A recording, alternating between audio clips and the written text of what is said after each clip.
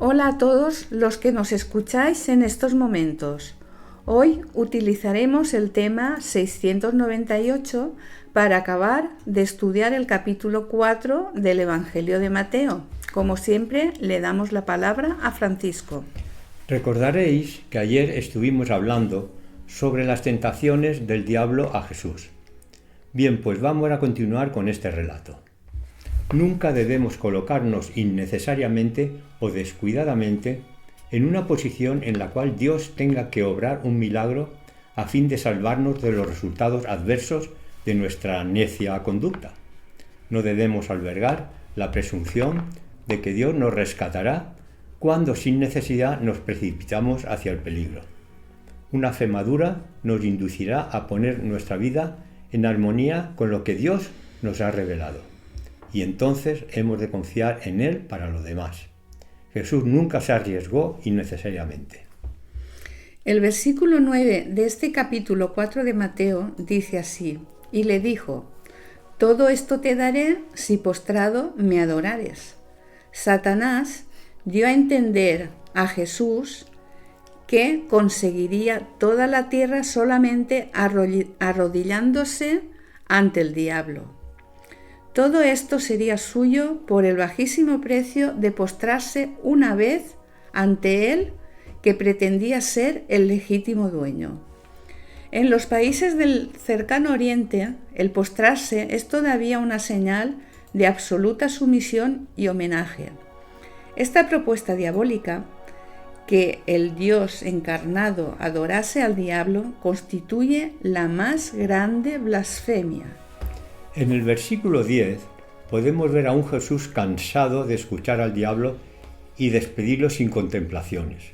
Dice así: entonces Jesús les dijo: vete, Satanás, porque escrito está: al Señor tu Dios adorarás y a Él solo servirás.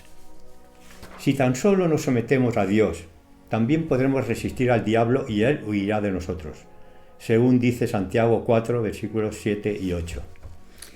Ahora, en el versículo 11, se demuestra quién tiene el poder y a quién podemos acudir ante las tentaciones de Satanás. Dice así: el diablo entonces le dejó, y he aquí vinieron ángeles y le servían. Realmente, cuando resistimos las tentaciones de Satanás, Él huye de nosotros. Cristo salió triunfante de la lucha. El diablo se alejó como un enemigo derrotado. Cuando acabaron las tentaciones, Jesús quedaría exhausto. Su rostro tendría la palidez de la muerte. Estaría como moribundo. Pero inmediatamente llegaron los ángeles celestiales y lo socorrieron. Cuando le asegurarían que Dios Padre lo amaba y que todo el cielo se regocijaba por su victoria, el Salvador debe haberse sentido muy fortalecido y consolado. En el versículo 13 podemos ver cómo Jesús se marcha de Nazaret. Dice así: y dejando Nazaret, vino y habitó en Capernaum, ciudad marítima en la región de Zabulón y de Neftalí. Jesús y Juan el Bautista predicaban al mismo tiempo en Judea. Como Juan había comenzado antes, ya tenía muchas personas que le seguían, pero poco a poco estas personas fueron acudiendo a Jesús. Juan el Bautista, apartando todo lo posible orgullo, siempre decía que era necesario que él menguara para que Jesús crezca.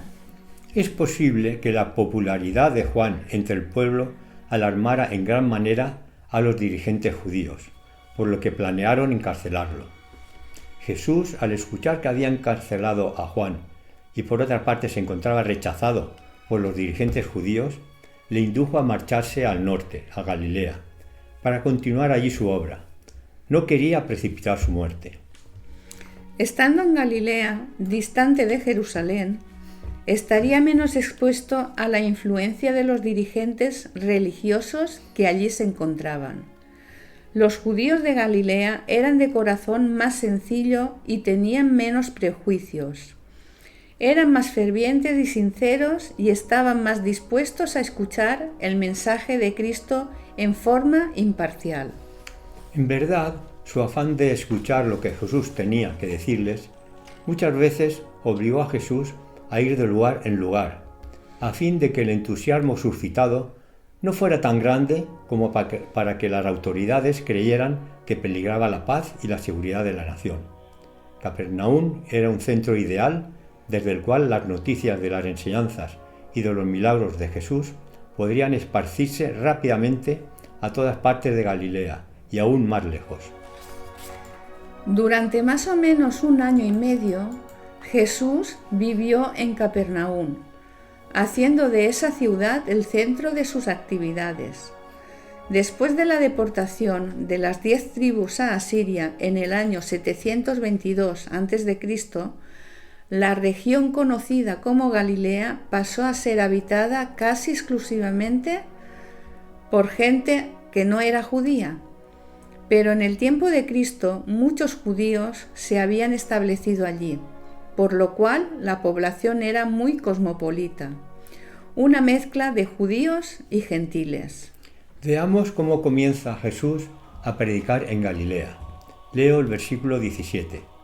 Desde entonces comenzó Jesús a predicar y a decir: «Arrepentíos, porque el reino de los cielos se ha acercado». Los escritos rabínicos dan mucha importancia a la doctrina del arrepentimiento, pues se consideraba que era un requisito necesario para la salvación mediante un Mesías. En los versículos siguientes podemos ver cómo Jesús va eligiendo a sus discípulos y predicando con ellos. Dice el versículo 23: «Y recorrió Jesús toda Galilea enseñando en las sinagogas de ellos, y predicando el evangelio del reino, y sanando toda enfermedad y toda dolencia en el pueblo».